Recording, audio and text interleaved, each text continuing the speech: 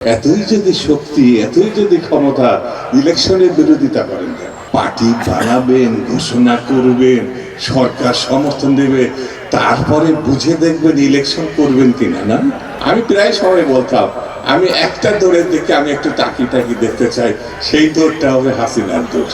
BNP নিয়ে কথা বলে, দেশের জন্য যদি কেউ জীবন দিয়ে থাকে শহীদ জিয়া রহমান চার মধ্যে সর্বশ্রেষ্ঠ এবং সর্বাধিক এক নয়।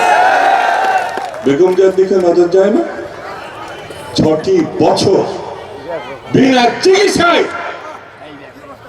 মৃত্যুর কাছে গেছে, কিন্তু আপোষহীন নেত্রী আপোষ করে না। তার দিকে চোখ যায় না? বিএনপি কি করেছে, কি করে নাই, এক পাশে হয় না। বেটা কই ছিল? ১৭ বছর নজরে আসে না? ৬০ লক্ষ মামলা, কয়টা মামলা আছে তোমার? ৬০ লক্ষ মামলার আসামি বিএনপি। ঘরে ঘুমাতে পারে না, বনে বাদরে জমির আলে। এই পঞ্চগড়ের ছেলেটাই বাঁচার জন্য হয়তো ঢাকা শহরে রিক্সা চালিয়েছে, ছাত্র ছিল। ঢাকা শহরে সে বাঁচার জন্য করে নাকি? সে বিএনপি, সে ছাত্র দলের, সে যুব দলের, কৃষক দলের, শ্রমিক দলের।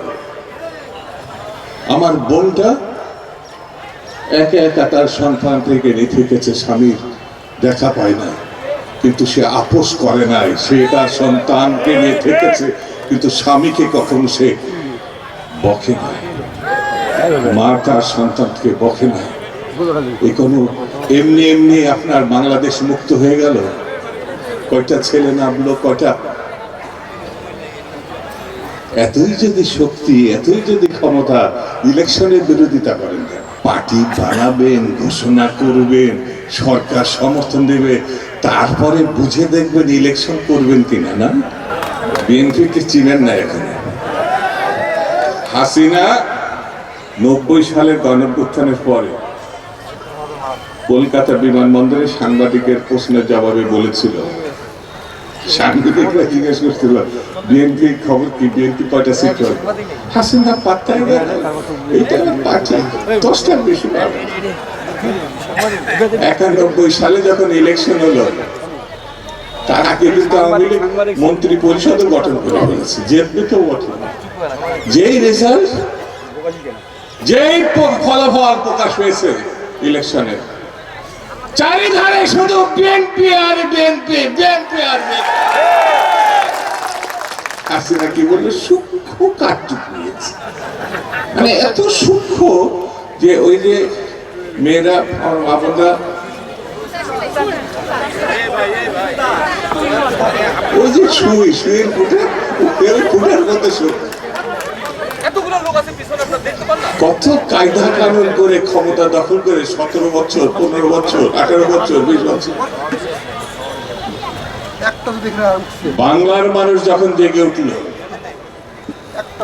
শহীদ জিয়ার মানুষ যখন জেগে উঠল, বেগম জিয়ার প্রতি যখন মানুষ সমর্থন দিল, আমি প্রায় সময় বলতাম আমি একটা দৌড়ের দিকে আমি একটু তাকি দেখতে চাই, সেই দৌড়টা হবে হাসিনার দৌড়। হাসিনার দৌড়। আরে আল্লাহ, তার ৪৮ ঘন্টা আগে বলেছে মুজিব কম না, কখনো পালায় না, বলছে না? জোরে বলেন, বলছে, জোরে বলেন।